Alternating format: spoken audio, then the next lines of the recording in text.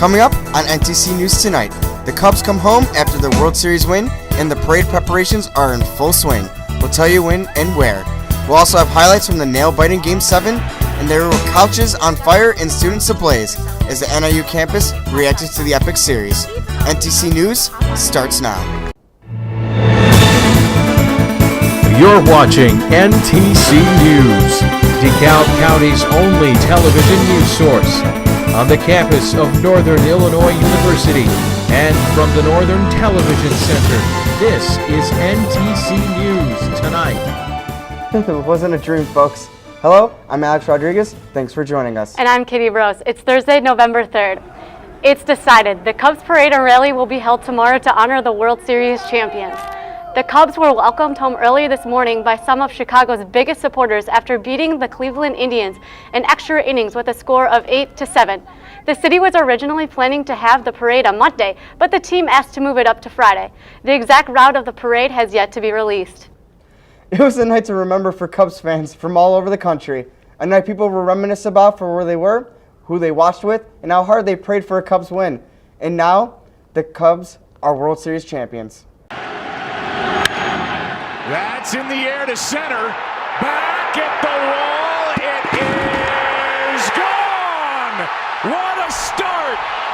And what a start indeed, as we push up to the fourth, and Russell pops up to Rajai Davis at center, and the Cubs regain a 2-1 lead by a nice slide by Bryant. Now we move to the sixth, shut down manager Miller on, and David Ross hits a deep shot to center, and back it goes, and it's gone. And the old man gives the Cubs a 6-3 lead. Moving to the eighth, Indians rallying, and Rajai Davis plays the role of party pooper.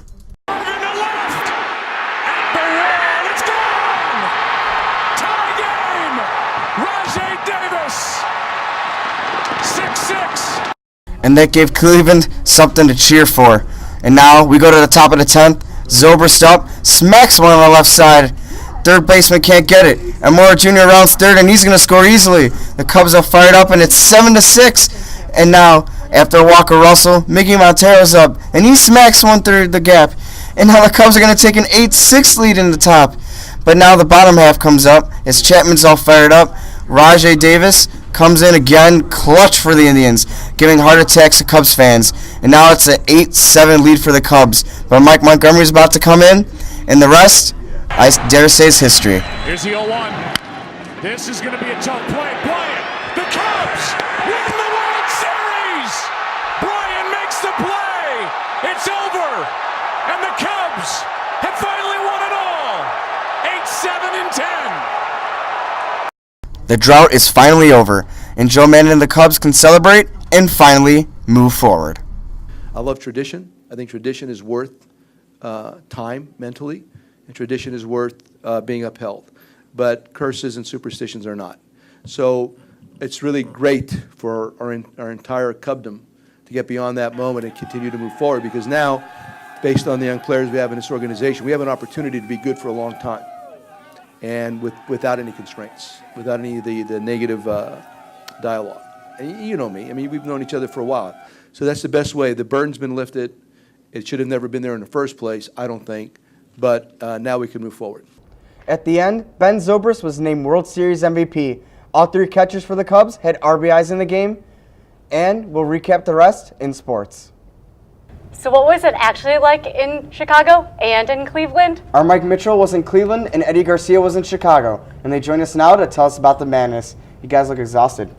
Oh, I am absolutely exhausted. I woke up about 4:30 yesterday morning. I decided, you know what? It's Game 7 of the World Series. There's 35,000 tickets. There's 50 million people going to be watching that game. I want to be at that game. So I went on StubHub, I bought a ticket, and off I went to Cleveland. So a 6-hour drive, right? On the way there, the way home, oh my gosh, with construction, about 8.5 hours back. Sorry, Professor, for missing my first class today. I didn't mean to. Hey, don't worry. I don't think they mind. But anyways, so with this game, what was the most, like, out of the Cubs fans there, what was the defining moment where Cubs fans were just going off, other than the win, obviously? I think the most defining moment was before the game. When you walk in that stadium already, gates opened at 5:30, about 6:05, 6:10, you looked out there and you already saw nothing but blue and red. It stabilized to the game that no matter what, the Indians fans were in for it because Cub fans were there and they're ready to see a W. Yeah, well, I know you have some footage here from Cleveland. You got some good, just take a listen at that footage. Go Cubs go! Hey Chicago, what do you say? Cubs are gonna win today. So tell us more about this footage. Like, you were right in front. There's Rahm Emanuel on that. Yeah, right away I get down there, the final out. I was with a couple buddies. We ran up there. We had our phones out ready to go. We got to see the team celebrate. Right after that, they had MLB security come in to try to let a couple public officials, Mr. John Kasich, Mr. Bruce Rauner, Mr. Rahm Emanuel. We get up there, though. They come across there with Bill Murray, John Cusack, people like Amy Schumer. Right there, as you saw, Rahm Emanuel comes up, gets all excited with the yeah. Right after that footage, he comes up. I give him a big hug. I was like, my mother may not have just loved I did that, but I'm like, I got to give the mayor a hug. We just won the World Series. That's awesome. And you said you had like Amy Schumer. She pulled you or something? Yeah, she was trying to. I was one of the people that kind of like everyone was trying to make their way up the middle, and I just happened to be the person. She must have thought I was the best person to get up the middle, because all of a sudden she's pulling me. But then it got to a point of there's 3 more rows, and I'm like, okay, I'm gonna do my little whoop whoop whoop, and she was no longer following me with her boyfriend. And the story of these goggles and that jersey, that's an actual jersey, and those are, I think, goggles that somebody was wearing last night? Yeah, one of the guys that I love to chant during the game, the bullpen catcher, Mr. Chad Noble, the end of the game after he went down there, celebrated a little, sprayed a little bubbly, came back out. I asked him, like, Chad, if I spent $180 to get this jersey customized, can I get your goggles from in the locker room? Sure enough, he walks over, flips me the goggles, and it was like I was at the celebration. That's insane. You were so close, too. How much did you have to pay for tickets? Must have cost an arm and a leg. I mean, the get-in rate was about $800 to $900 for standing room. I ended up paying $1,600 to sit bleachers. Wow. Oh, wow. Well, Eddie, you were in Chicago, and that must have been as crazy. The atmosphere in Wrigley was absolutely incredible. You had fans, old fans, young fans, all fans of all ages, really. Everybody anticipated this. Like, this is a big deal. I've waited my whole life for this. You know, I've been a Cubs fan my whole life, so everybody was in tears when it happened, and it was just absolutely incredible to be a part of. What was happening? What was crowd's reactions? I mean, people expect it to be like kind of like a riot, but I really didn't see that. I saw everyone just in tears. Pure happiness on everyone's faces, crying. Everybody was giving out hugs. It was just, everybody was just high-fiving each other. It was just a great time to be in Wrigley. Great time to be a Cubs fan. I do want to talk about Rajai Davis' home run in the 8th. Okay, so that must have taken a lot of happiness, and now like, oh no, not again. Yeah, well, definitely. Like, the whole game we were up, right? So like, everybody was just happy, high-fiving the whole game, and then when that happened, you just seen like it was like a bubble popped. Everybody just became serious. It was devastating because, you know, that whole curse thing.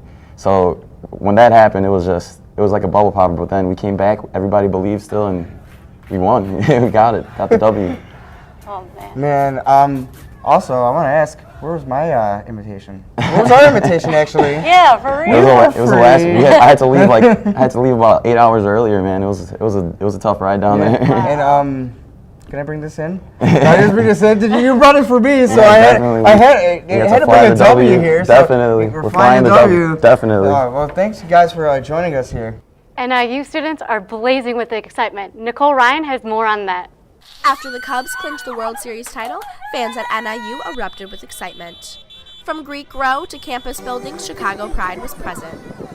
To commemorate the big win, celebrators took to the streets and lit off fireworks while honking their horns in relief after a close Game 7. Out, and the top of the 10th came, and then the rain delay came. I'm like, okay, well, this is their time to get together, and this is when they're gonna be successful right here. Yeah. And they came out top of the 10th and went nuts. Greek students abandoned their chapter houses and affiliations in the excitement. Even non-Greek students were present to join in on the festivities. Some students even made the trip to Wrigleyville so they could be on Clark and Addison when the World Series title returned to Chicago. Other students got a little bit more extreme with their celebration by lighting a couch on fire. Even though he was unable to hop on a train down to Wrigleyville, NIU student Sean Stalley still enjoyed the game. I mean, it's been a long time coming since this happened. It's been over 100 years. Like, the feeling of amazement, the feeling of relief, like, we really did it. Someday has actually came today, so this is a good feeling for Chicago right now. Regardless of how, when, or where people celebrated, the Cubs winning the World Series brought the NIU community together as one, regardless of their affiliation. Hopefully the campus community will stay united as the rest of the semester unfolds. Back to you guys. Celebrities are joining in last night's excitement. Longtime Cubs fan and actor Bill Murray took part in the champagne shower in the Cubs locker room in Cleveland late last night. Murray called for the Chicago mayor to close schools for the rest of the week. President Barack Obama addressed the pinnacle moment. He tweeted, "That's change this Southsider can believe in. Want to come to the White House before I leave?" Cleveland fan Mike Nero inked his arm prior to the game with an Indians logo and the words 2016 champs. He shared a picture with the tweet, "Some call it bold, but I call it faith in Kluber." He didn't post on Twitter after the game. Cubs parade tomorrow. How's the weather looking, Emery? The weather for tomorrow's Cubs celebration parade will be very nice. We'll see temperatures in the upper 50s with plenty of sunshine, so be sure to bring your sunglasses as well as a light jacket. And then later this weekend, temperatures are going to reach up into the mid-60s, so to hear more about the upcoming warm-up, stay with us. Coming up next, details on student rally that involves you and your money. And what's being done to make students more aware of diversity. If you're walking around campus and see tombstones, don't be alarmed. It's all part of a student movement. Dozens of students gathered along Lucinda Avenue this morning with plans of placing tombstones in the grass along the street. Organizers say they will represent each homicide in Chicago from 2007 until now. Various student groups came up with the idea. Jo Janquin says she's tired of students leaving school because of death in the family. I wanted to show people, my students and other folks, that you can have a statistic on a page or you can be reading about it in class, but really putting these out there for folks to see and to understand helps them connect to the experience a whole lot. They will place just over 5,000 tombstones. Alumni Park near the Home Student Center will have a spot for anyone who wants to add a tombstone for a lost loved one. There's also another rally taking place. This one is about money. Emma Kane has more with the story. Thanks, Alex. The Student Association Senate is holding a rally to give those affected by the state budget a voice. Organizers say this is the second year in a row that state universities have not received their full funding. Today I spoke with SA Speaker Christine Wang about how the budget has affected the NIU community. It's insane that we're going our second year without a fully funded budget. At this point, colleges and universities we're not the only ones being affected by this. Social services, communities, businesses, they're all being affected really, really harshly by this. The rally will begin at 4:30 p.m. today in the MLK Commons. The Student Senate encourages everyone to come out and let their voice be heard. Diversity has been a big topic of discussion this year, and now NIU is making some changes to its curriculum. NTC's Jordan Dene has more. Magnitude of inequality that we were dealing with in 1974. All students admitted after fall 2017 will be required to take a course in human diversity. This is all a part of Dr. Edgehill Walden's 3-year plan to improve NIU's diversity, equality, and inclusion. And so the human diversity requirement at NIU allows us to make sure that we have classes where students are then able to learn about how social inequality impacts different people. I'm here visiting Dr. Weaver's sociology and sports class that will fit the requirements for the human diversity courses. Adding these new requirements will help students get a better understanding for the world they'll be entering once they graduate. And it might even change their direction for their future goals.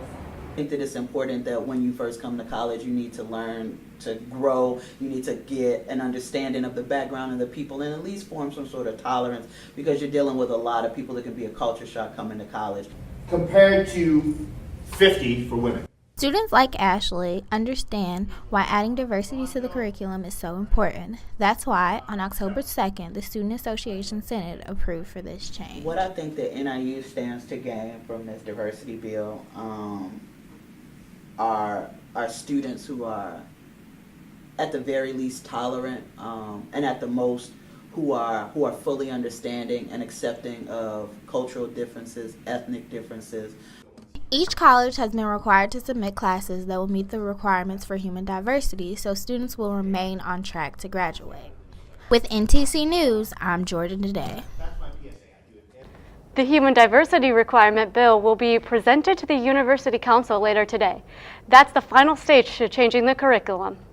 With less than a week to Election Day, students only have until Monday to cast their ballots early.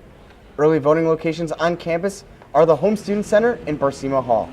But keep in mind, you do need a local address to vote. Who are NIU students voting for, and what are the latest poll numbers? That's what we'll find out in this week's Political Pit Stop. Here's Sada Kandor. Thank you. Here's what's going on this week in political news. FBI Director James Comey is facing harsh criticism after revealing that the FBI is examining newly discovered Clinton emails. They were allegedly found on the laptop of Anthony Weiner, former congressman and estranged husband of Huma Abedin, a top aide to Clinton. Clinton is responding to the news by assuring her supporters the FBI will find no wrongdoing. If they want to look at some more emails of one of my staffers, by all means, go ahead, look at them. And I know they will reach the same conclusion they reached when they looked at my emails last year, right? Critics say Comey violated a Justice Department policy of avoiding major announcements that may influence elections. Donald Trump says Comey has done the right thing by releasing this information. And it took guts for Director Comey to make the move that he made in light of the kind of opposition he had where they're trying to protect her from criminal prosecution. Sources say it is unlikely that FBI officials will finish reviewing the emails before Election Day. The Ku Klux Klan's official newspaper, The Crusader, has expressed support for Trump in its current issue. The Trump campaign swiftly denounced this, calling the publication, quote, repulsive. The article inside defends Trump's campaign slogan of Make America Great Again. Earlier today, we went around campus and asked NIU students about the election. Here's what they had to say. I am voting for Hillary just because she does have experience. I'm a little disappointed. Two options that I'm not really proud of having, but I think we'll do the best of what we have. I feel like you can really feel the tension between the two parties. I feel like we always focus on the Democratic and Republican parties, and we don't focus on the Green and Libertarian. Both parties aren't exactly what either party would want, and yes, there is a third party system, but with the way that our government currently is, we are stuck with a two-party system, and it's not exactly how I would like it to be. I'm a black male, and I didn't even vote for Barack Obama. I didn't go out and vote last year, but I'm almost positive I want to go out and vote this year. With less than a week before Election Day, polls are showing Clinton still holding a lead. The latest CNN ORC poll shows Clinton has a 5-point lead over Trump, with 49% of the vote. Third-party candidates Gary Johnson and Jill Stein hold 3% and 2% of the vote, respectively. Thanks for taking a stop with us this week. See you next time. I'm Sata Kendor. Keep in mind, NTC News Tonight will be having a special post-election show on Wednesday, November 9th. We'll have a full wrap-up of all the Election Day results, so please tune in. Students who are searching for extra funds to pay for their education may be in luck. School officials say the Scholarship and Financial Aid Office are working to make the scholarship application easier. They eliminated paper-based applications and instead created a new system called Academic Works, which will give students a personalized experience based on his or her qualifications. NIU has been named the 45th safest campus in America. CollegeChoice.net says NIU was chosen because it offers self-defense classes, late-night transportation, and police who are medically trained. Thomas Edison State University in Trenton, New Jersey was deemed the safest. Officials are investigating a Sycamore house fire that killed one man. 47-year-old Jeffrey Connery was the only person in the house at the time. Reports say the home did have working smoke alarms. Investigators say the fire caused $50,000 in damage. A new 911 system will be introduced in DeKalb County on November 15th. This comes after corrupted software caused a 911 outage earlier this year. Frontier Communications run the 911 system in DeKalb, and they have replaced the affected software. DeKalb County is the first in the state to have the new technology. The DeKalb County Health Department is launching a campaign emphasizing the importance of flu vaccinations. Officials named it Get 4 for Flu. The department is providing flu vaccinations that attack 4 flu strands. This year's vaccination targets an additional B strain. The health department has walk-in flu clinics for adults and children Monday through Friday from 8:30 to noon and 1 to 4 p.m. For more information, visit healthdecalbcounty.com. So are we in for flu-like weather? Emery Danens is here with the full forecast. Well, tomorrow will be a little cooler than today, but hopefully you won't catch the flu if you go outside. Tomorrow we'll see temperatures near 58 degrees, so if you do go to that parade celebration for the Cubs, you'll just need a light jacket. But today has been pretty warm, very sunny out there. High temperatures today reaching up near 61 degrees. Then tonight we'll dip down to a low of about 41. Now, if you're outside today, you probably saw those nice, beautiful, sunny skies. Been a very nice day out there. We had a little bit of a breeze, around 8 miles per hour, but otherwise made for a nice fall day. And this weekend, it's going to be even warmer. So let's take a look at the larger scale to see what we have going on. So yesterday we had a low pressure system and some cloud cover that definitely brought some gloomy skies on Wednesday, but luckily that's pushed off to the east today. And what we've seen today is this high pressure system will start to build into our region as we go into Friday. Again, those high pressures bring sunshine. It's going to be a lot nicer than it has been in terms of temperature. On Saturday we'll be seeing another high pressure system around us, so Saturday will be very warm. So let's take it back to tonight here in DeKalb. We'll see overnight low of about 41 degrees. We might see some fog develop overnight again, but that'll burn off as we go into the day on Friday. We'll see partly cloudy conditions with a high of about 58 degrees, and we will see a shift in the winds from the northeast to the southwest, and bringing those southerly winds will help bring warmer temperatures. And then as we go into Friday night, overnight low of about 43 degrees, so a little bit chilly out there, but then our 7-day forecast looks beautiful. So again, on Friday, high of about 58, then Saturday and Sunday we'll see temperatures in the mid-60s. Be nice out there. We're not really expecting any rain for the next couple of days. Maybe next week we'll see some, but this weekend it'll be beautiful out there, so get outside and enjoy it. That's all for weather, so let's send it back to the desk. The pumpkin fair may be over, but some controversy is still brewing. A child was asked to remove his pumpkin that featured Donald Trump in front of a brick wall with a sign that says, "I will build a great wall," to keep out the illegal gourds. A group protested with signs during the festival. One sign read, "Don't reward hate." Besides that, organizers say the annual festival was a huge success. Eddie Garcia was on hand for all the fun festivities and has this report. The Sycamore Pumpkin Festival celebrated its 54th annual parade as thousands gathered in excitement. The family-oriented event unified various non-for-profit organizations to help create the festival's annual tradition. Each organization dedicates a large amount of their time and effort as they provide a weekend of Halloween fun for all ages. It's a unifying event for the community. It lets us see what community organizations are around, we can see in the parade. Families gathered along the streets of downtown Sycamore hours beforehand to be able to get a front row view of the event. The parade included performances from many DeKalb County schools, including NIU's very own Silverettes and Marching Band. High school bands, independent clubs, and sporting teams also participated in the Halloween fun. Everybody's got a friend or a relative or a child in the parade, and so the parade is so long that you're going to have a huge audience. Friedendahl has been attending the Sycamore Parade for over 15 years, as the festive celebration gives a tradition to many in the community.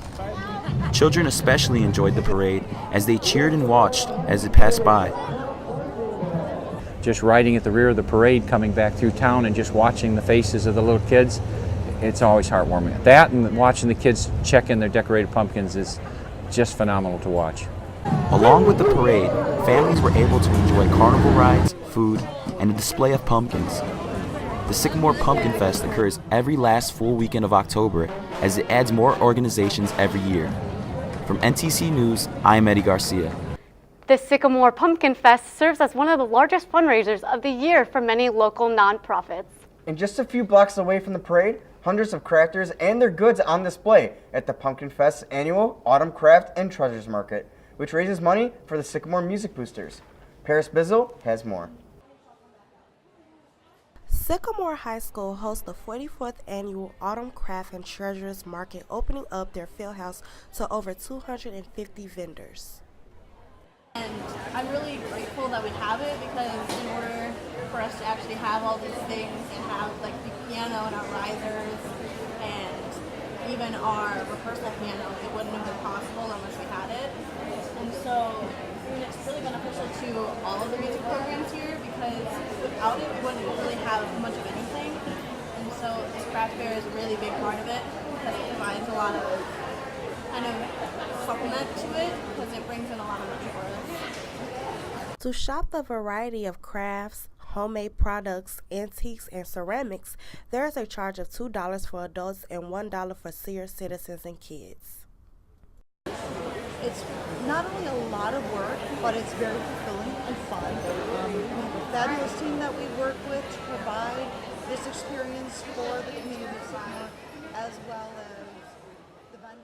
Sycamore Music Booster organization are made up of families and friends of music students at Sycamore High School.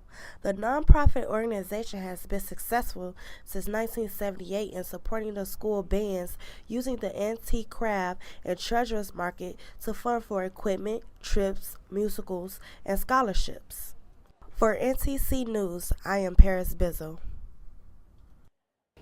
The Sycamore Music Boosters will use part of the proceeds for summer music scholarships. Awards winners will be announced later this month. Coming up next on NTC News, Senior Night at Husky Stadium ends with a victory at Bowling Green earlier in the week. And we'll toast to where the Husky Trail is taking us next. NIU football wins its second game in a row. Eric Martin joins us now with all the latest sports coverage.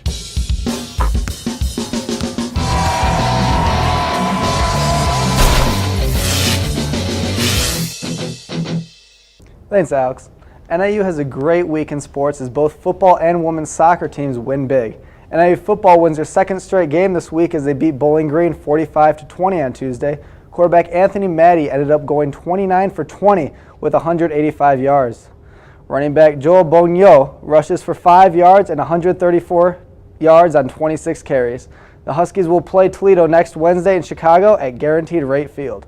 NIU's women's soccer team looks forward to taking on Western Michigan in the MAC tournament semifinals.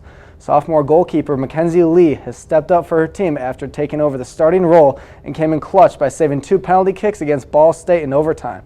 The winner of this semifinal matchup will go on to face the winner of Kent State and Central Michigan in the MAC championship. As stated earlier, last night was a night of firsts and celebration. The Cubs won their first World Series since 1908 in dramatic fashion with a Game 7 classic versus the Cleveland Indians. The Cubs left their mark on the history books in more than one way. Addison Russell had the most RBIs in a World Series history with 9. Dexter Fowler had the first Game 7 leadoff home run, and finally David Ross hit a home run in the last game of his career. The city of Chicago has been busy all night celebrating the Cubs' breathtaking Game 7 victory in the World Series last night. Before the streets are flooded by the fans for the championship parade, let's take a look at the other teams trying to deliver a title to the Windy City. We are halfway through the NFL season, and the Bears are starting to show signs of improvement on both sides of the ball. Jay Cutler and the Bears look to build off their upset win over the Vikings and string together 2 consecutive victories for the first time this year when they play Tampa Bay this Sunday. The Blackhawks are still early in their campaign, but still have one of the best offenses in the league and top the Central Division. They will face off against their rival Colorado Avalanche tonight at 7:30. The Bulls are off to a strong start of their season with their off-season pickups working well together. The United Center will be welcoming a familiar face back into town when Derrick Rose returns for the first time in a New York Knicks jersey tomorrow night.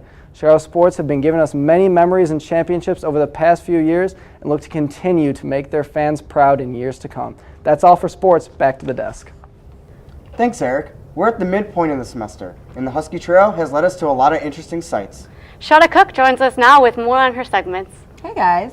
So far, we visited the John and Mac Apple Orchard, the Art Box, and Girl Talk here on campus, and also the city's Kite Fest. If you missed any of these stories, you can visit our YouTube page at NTC News or check out our local special series on Channel 14. Next week, I'll be visiting DeKalb's only distillery, Whiskey Acres.